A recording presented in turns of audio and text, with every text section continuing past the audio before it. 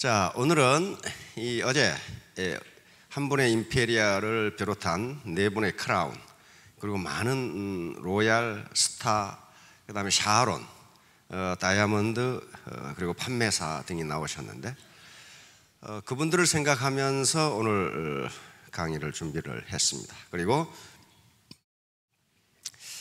임페리알이 되려면 어떻게 해야 되는가? 이 마음이 필요해요. 이게 뭐예요? 적자생존. 이게 생물학에서 이야기하는 적자생존이 아닙니다. 생물학에서 이야기하는 적자생존은 이거죠. 가장 알맞는 놈만 살아남는다. 서바이벌 피티스트. 이 말이 아니고 이건 펀입니다. 펀. 자기가 손해 본다는 생각을 해야 살아납니다. 스폰서가 내가 손해 본다는 생각을 해야 임페리얼이 됩니다. 매번 스폰서가 흑자 이익만 보려고 하면은 그럼 이 반대는 뭘까? 흑자 사망.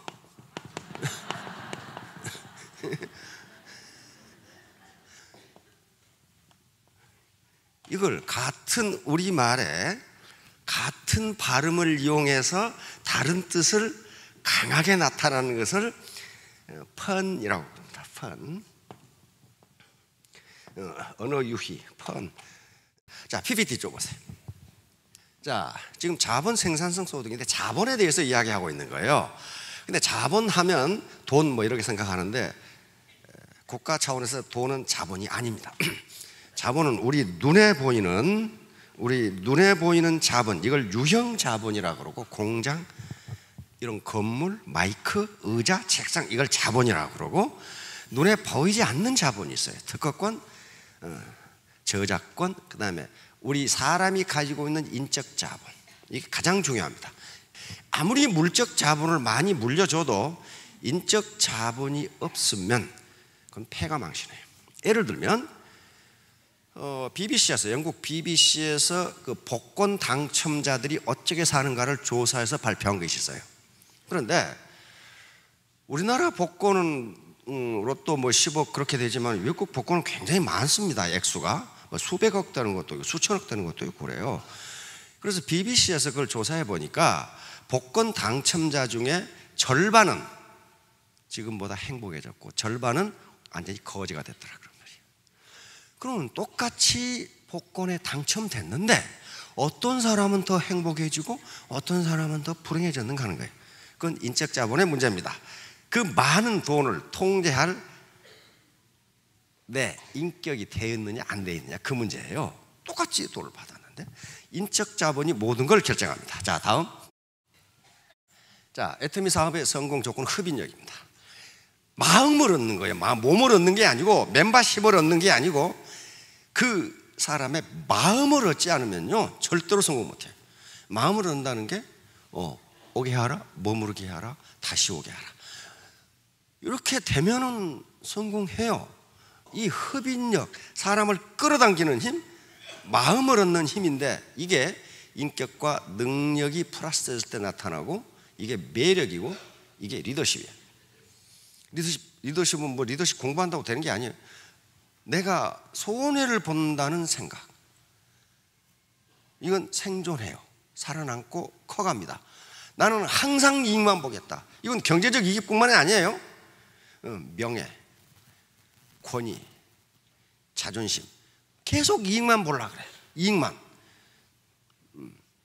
내가 그래도 누군데 말이야.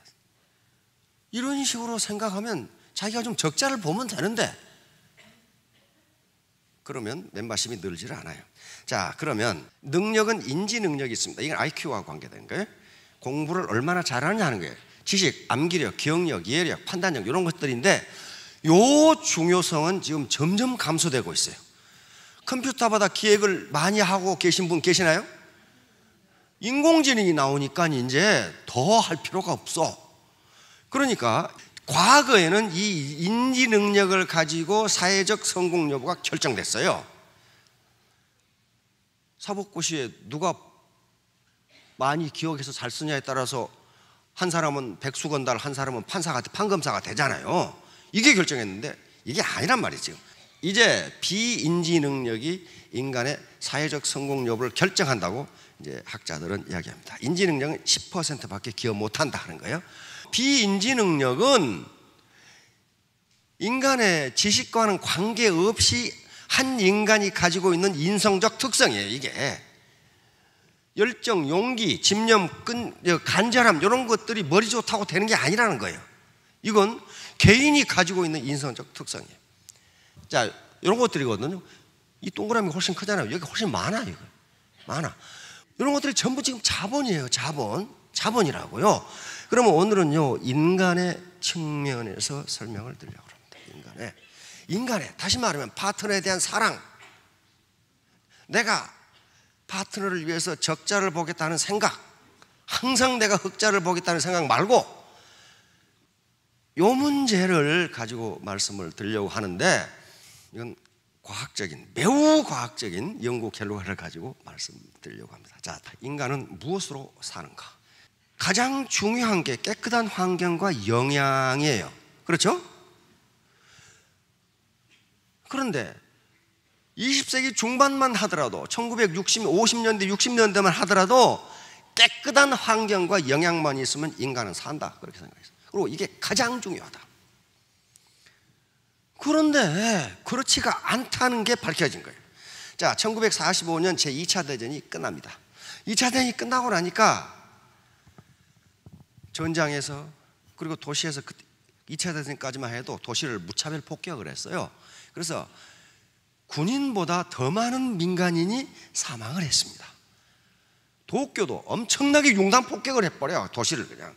지금은 전쟁 그렇게 못합니다. 그건 비인도적이기 때문에. 그런데 그때까지는 그렇게 했어요. 그러니까 어떻게 돼요? 전쟁 고화가 엄청나게 많이 나와. 그렇죠? 그다음에 범죄자가 많이 나와. 자, 그래서 1945년 2차 대전이 끝나고 레네 스피츠 박사, 이게 오스트리아 출신의 정신분석학 박사인데, 정신분석 양반이 미국으로 왔단 말이에요. 그래서 실험을 시작합니다. 이제 폭격으로 부모를 잃어버린 이 고아들이 많이 나왔어. 그 당시까지의 영양이론과 육아이론, 그 다음에 심리학이론에 따라서 환경을 굉장히 깨끗이 하고 전부 다 소독을 하고, 그리고 각 방을 주고 개인 침대를 주고, 애들 침대 있죠? 깨끗하게 소독, 그리고 영양도 아주 균형 있게 공급했는데, 이 아이들 88명 중에 4개월 만에 23명이 죽어버린 거예요. 23명이. 그렇게 깨끗한 환경, 그렇게 좋은 영양을 공급해 줬는데 단 4개월 만에 23명이 죽어버렸어. 그런데 여기는 뭐냐면, 범죄를 저지르다 잡혀온 엄마들 교도소에 가다 놓고 이 애기들을 한 방에다 몰아 넣어놓고 애기들이 젖먹어야 되니까 우리처럼 놔뒀단 말이야. 동물처럼. 그러니까 저끼리 씨름하고 뒹굴고 완전히 쓰레기통에다가 그냥. 그리고 교도소의 일부 시설이니까 그게 영향이 좋겠어요? 교도소 가보신 분, 일식 삼찬, 멀건 황후 도광탕에다가 뭐 기름이 떴기는 떴는데, 황후 도광탕이라는 게 옛날에 군대에서 나왔죠. 황후가, 그냥 소가 얼마나 빨리 국을 건너갔던지, 도광탕이야. 그게 뭔가 기름이 있기는 있는 것 같은데 아무것도 없어.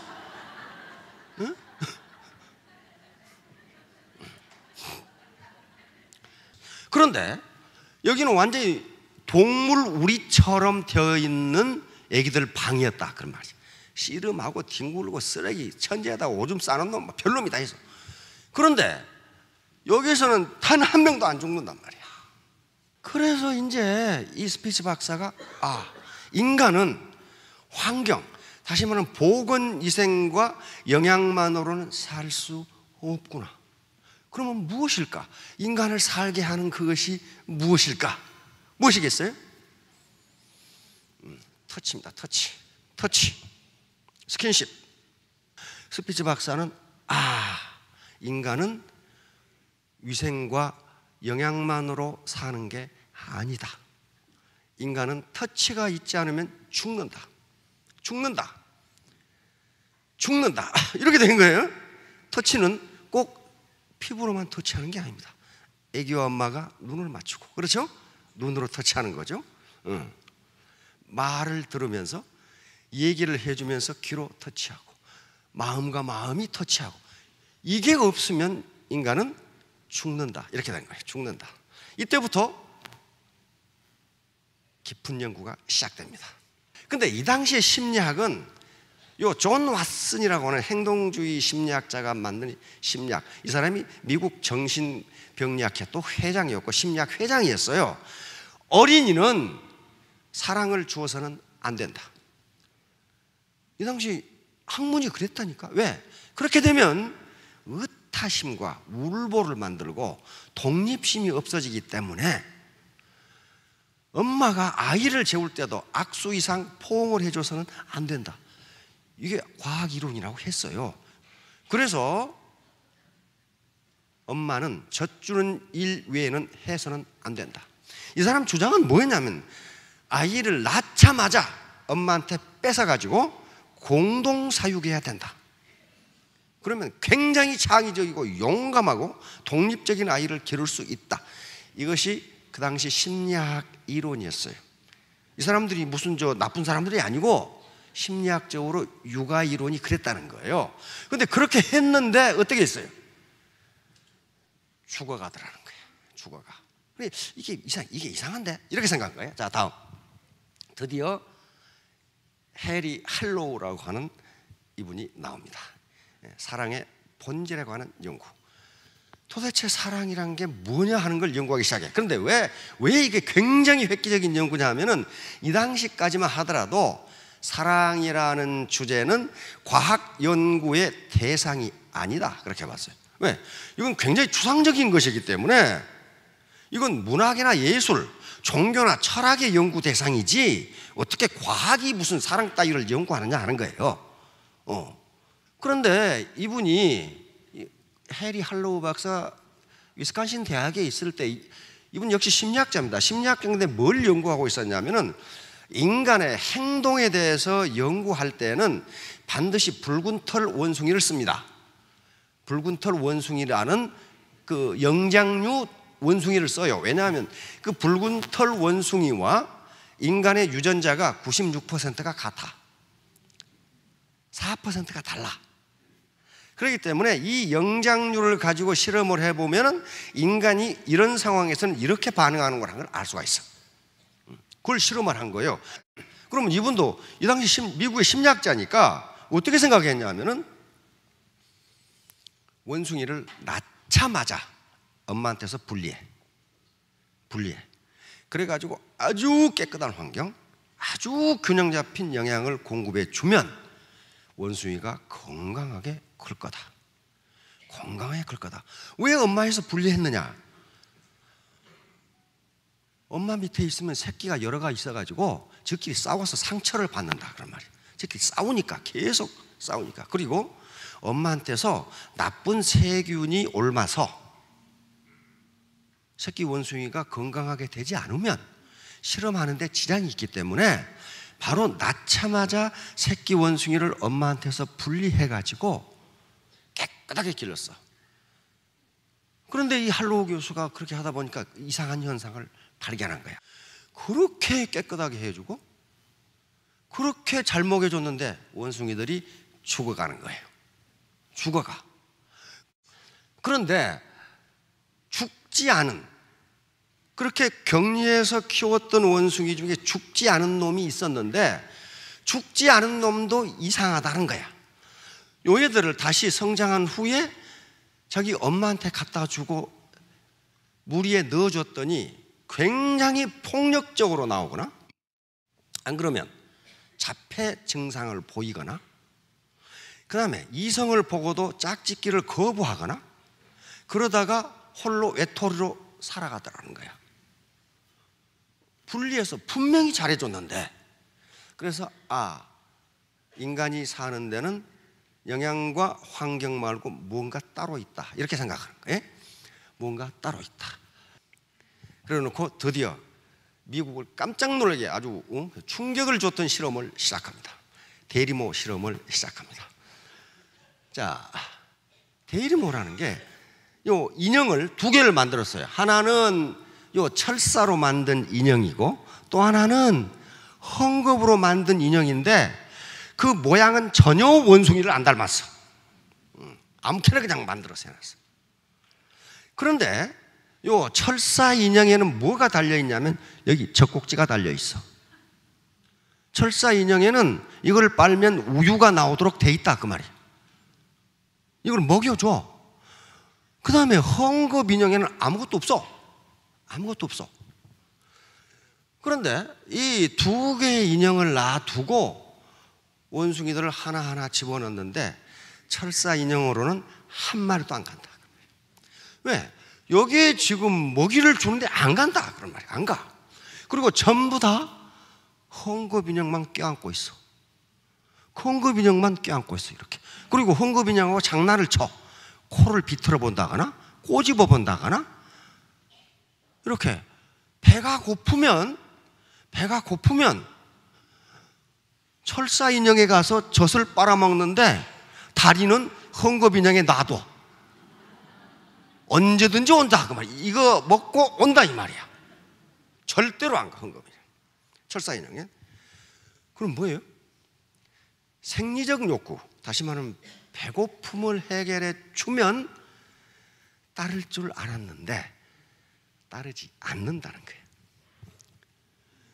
다시 말하면 철사 같은 스폰사가 포인트 내려주면 포인트만 먹고 다른 데로 간다, 그런 말이에요. 지금 이게 다른 데로 간다, 그 말이에요. 절대로 안 간다, 그 말이에요. 그 철사 같은. 그 말은 무슨 말이에요? 그러니까 제가 이 파트너들하고 스폰서들하고 얘기를 해보면 하나의 큰 모순이 있어요. 근데 둘 다 맞아.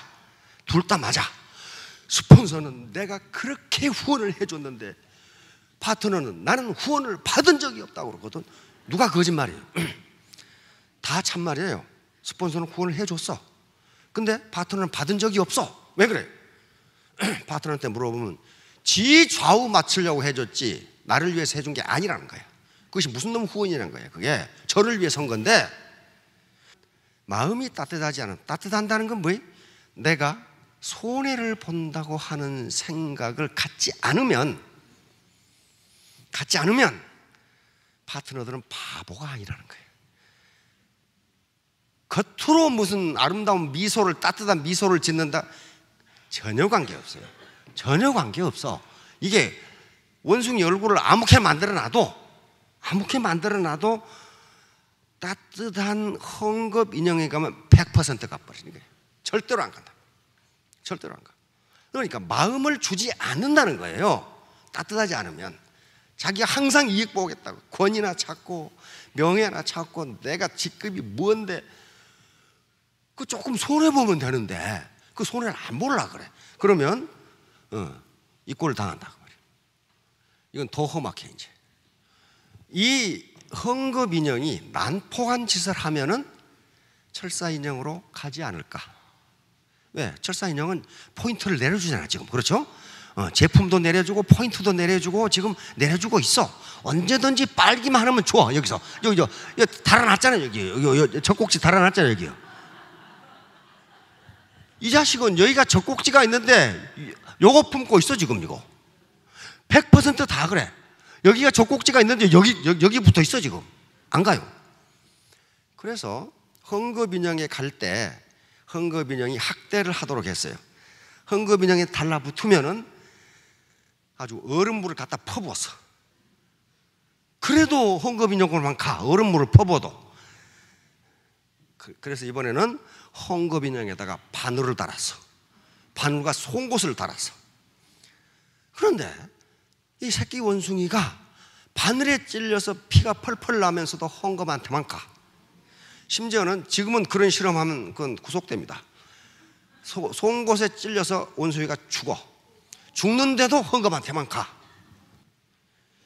이게 발표되면서 미국 사회에 큰 충격을 줍니다. 그러니까 인간은 생리적 욕구만으로 살 수 없다. 요걸 이제 한 거예요. 이제 그러면 사랑이 뭐냐 하는 걸 연구하기 시작했단 말이에요. 사랑은 자식이 엄마를 좋아한 것은 젖을 주기 때문에 아니다 하는 결론에 도달합니다. 다시 말하면 엄마가 안아주기 때문에 좋아한다. 스킨십, 눈을 맞춰주고 이야기를 해주고 등을 토닥여주고 재워주고 이것 때문에 사랑이 싹 튼다는 거예요. 만약에 젖을 주기 때문에 사랑이 싹 튼다면은 간호사가 우유를 먹여주면 간호사를 따라야 되는데 안 그렇더라 그 말이에요. 안 그렇더라 그 말이에요. 자기를 안아주고 등 들어주고 넘어지면 일으켜주고 한 사람을 따라가더라는 거예요. 그러니까 다 스폰서들인데 파트너가 넘어지면 일으켜주세요. 독립식 키운다고 일어나 그러지 말고 지금 밥 먹을 돈이 없으면 같이 감자라면 나눠 드시면 된다. 따뜻한. 이건 다른 심리학적 연구에서도 그대로 드러났어요. 맞다고 하는 게 탁 드러나요. 자, 그래서 이번에는 또 어떤 실험을 하냐면 아예 헝겊 인형을 없애버렸어. 그러면 인형이 하나밖에 없어. 철사 인형. 그래놓고 새끼 원숭이를 깜짝 놀라게 했어. 그러면 자기에게 저주를 주는 철사 인형을 끌어안지 않을까 이렇게 했는데 웬걸 깜짝 놀라게 했더니 구석으로 가서 이러고 있어. 혼자. 철사 인형한테는 내 죽어도 못 가겠다는 거야. 그리고 한쪽에 가서 손가락 빨고 있어. 손가락 빨고 있잖아요 지금 여기서. 어떤 경우에도 마음이 찬 인형에게는 가지 않는다. 절대로 마음을 주지 않는다. 자기가 고립 혼자 있으면 있었지 안 간다는 거예요. 안 가. 사람은 겉이 따뜻한 것하고 속이 따뜻한 거 달라요. 겉만 따뜻하고 우리 아들이 한의사인데 겉만 따뜻하고 속이 차면 설사를 한다 그러더라고. 설사를. 속이 따뜻해야 다른 음식을 먹어도 소화를 잘 시킨다 그러더라고. 속이 따뜻해야 된단 말이에요. 속이. 그러면 이제 다음 실험이에요. 그러면 아프리카나 이런 데 보면은 엄마를 잃은 새끼들이 많아요. 밀렵이라든가. 그 다음에 이런 전쟁으로 해서 또는 여러 가지 이유로 해서 사고로 해서 부모를 잃은 아이들이 많습니다. 그러면 이 할로우 교수의 연구는 뭐냐면은 엄마를 대신할 수 있는 보육 방법은 없는가? 그걸 찾아야 될 거 아니에요. 엄마를 대신할 수 있는 보육 방법은 없는가? 그래서 할로우 교수 생각에 두 가지를 생각해냈습니다. 하나는 온기야, 온기이고 또 하나는 흔들림입니다. 움직임이에요, 움직임. 어디로 갈 것 같아요? 할로우 교수도 따뜻한 곳으로 갈 것이라고 생각했는데 둘 다 똑같이 가. 따뜻하든지 그냥 헝겊인형이든지 가리지 않아. 자, 그래서 온기는 아이들이 또는 새끼들이 엄마를 좋아하는 이유가 아니다 하는 걸 알아낸 거예요. 그럼 뭘까? 흔들림. 자, 다음 흔들림. 움직임이에요, 움직임. 요 인형들은 움직이질 않아. 원래 인형은. 그래서 또 하나의 인형을 만들어서 이건 한참 있다가 30분간 움직이고 또 쉬었다가 움직이고 이렇게 해놨더니 여기는 한 마리도 안 가고 이쪽으로 다 붙어. 이쪽으로. 움직이는 인형으로 다 가. 단 한 마리의 얘기도 없죠. 움직이는 곳으로 다 가. 움직이는 곳으로. 이게 아주 작은 차이예요. 가만히 있는 곳으로는 안 간다. 움직이는 곳으로 가더라는 거야. 움직이는 곳으로 가. 그런데 고정된 헝겊인형 이쪽으로 가긴 갔는데 고정된 헝겊인형을 품고 자랐던 원숭이는 이상하다는 거예요. 이상해. 죽지는 않는데 포악하고 외톨이고 자해를 해. 자기가 자기를 물어뜯어. 그 현상이 발견돼서 흔들림이라는 게 이렇게 중요하구나, 흔들림이 이렇게 중요하구나 하는 걸 알게 된 거예요. 흔들림이. 그러니까 스폰서가 센터에 가만히 앉아있으면 안 된다 그런 말이, 흔들림, 계속 돌아다녀야 된다. 계속 파트너하고 같이 돌아다녀야 돼. 응? 돌아다녀야 돼. 명단 작성하라고 그랬잖아요. 그냥 이모한테 가고 숙모한테 가고 말이야, 무슨 누구한테 가고. 그럼 왜 그럴까? 학자들은 왜 그럴까를 연구해야 되잖아요. 왜 그럴까? 왜 그랬을까? 이 원숭이들이 이상한 행동을 한다는 건 뭘 의미하냐면 뇌에 문제가 생겼다는 걸 이야기해요. 뇌에 문제가 생겼어. 그러니까 포악해지고 자기가 물어뜯고 괜히 고함 지르고 외톨이가 되고, 이것은 뇌에 문제가 생긴 거예요. 뇌에 지금. 그래서 학자들이 알아낸 건 요거예요. 아이를 젖을 먹으면서 가만히 있지 않아요. 이렇게 흔들어 주거나, 안 그러면 우리 엄마들 보면은 젖 먹이면서 한쪽으로 또 이러고 있죠. 이러고 있으니까 이러면 얘기가 이쪽으로 갔다 이렇게 한단 말이에요. 이때 아이를 외부적으로 흔들어 주지 않으면 뇌 발달이 안 된답니다. 뇌 발달이 안 되는 거예요. 그러니까 이렇게 아기의 신경계를 자극해 줘야 뇌가 무럭무럭 큰다는 거예요. 무럭무럭 커.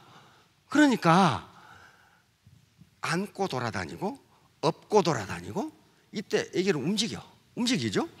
움직이는데 이때 아기를 우습게 보면 안 된다 이 말이야. 엄마한테 안 떨어지려고 붙들거나, 안 그러면 엄마가 갑자기 움직이면 뒤로 넘어가려고 하면 팔을 흔들어 가지고 안 떨어지려고 이런단 말이야. 이러면서 뇌의 균형 감각이 발달한답니다. 균형 감각이 발달해. 그래서 흔들림이 이렇게 중요한 거예요. 흔들어주면 뇌가 발달하는 거예요. 뇌가. 그래서 정상적으로 뇌가 발달한단 말이에요. 자, 그러다 보니까 엄마에게 안겨진 아이 또는 업어진 아이는 이 엄마가 다음에 어떤 행동을 할지를 몰라. 부엌으로 갈지 어디로 갈지를 몰라. 그러면 아기는 그걸 예측을 한답니다. 이 아줌마가 다음에 어디로 가겠지? 그러면 내가 어떻게 대응을 해야지? 그 생각을 한답니다. 그러면서 예측 능력과 적응 능력이 막 뇌에서 발달하기 시작해. 자, 이렇게 하면서 어린애 뇌가 정상적인 뇌로 커나는 거예요. 그러니까 원숭이들이 본능적으로 흔들릴 인형에 간다는 거예요. 그래야만 이게 커. 이게 크는 걸 본능적으로 아는 거예요. 움직이지 않는 인형에 안 가는 거예요.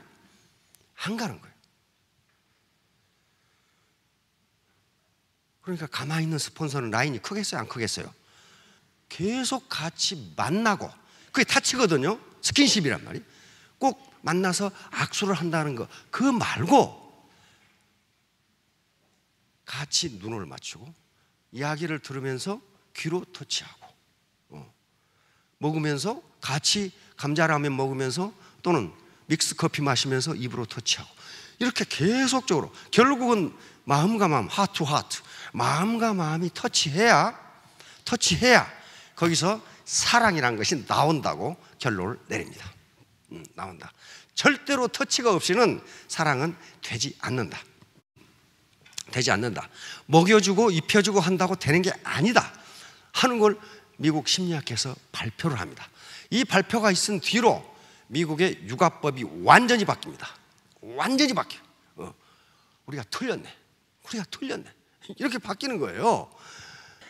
그러니까 왜 움직이지 않는 인형에 있었던 고립된 아이들이 죽어가거나 자해를 하거나 자폐증에 걸렸거나 고함을 지르거나 그랬을까 하는 걸 또 연구하게 되면, 그것은 이 시기에 외부에서 뭔가 자극이 와야 이게 크는데 이게 안 오니까 자기가 자기에게 자극을 주는 행동이라는 걸 알아냈어요.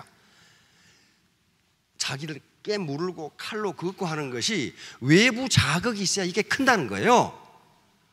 또 괜히 고함을 질러서 외부 자극을 줘야 이게 크기 때문에 살아남기 위한 몸부림이 그런 식으로 나타났다는 거예요. 이 학자들이 알아낸 거예요. 그러면 방금 들어온 지금 이 파트너, 그 다음에 이 고객은 뭡니까? 베이비, 어린이거든요. 이 사람들에게 계속 아까 우리 크라운께서 후속 관리를 하라는 게 그거예요. 내버려 놔놓고 내버려 두면 그때요. 그럼 죽는다. 그러면 죽어. 다른 사람이 달랑 채가버려. 그렇죠? 그거 죽어버린 거지.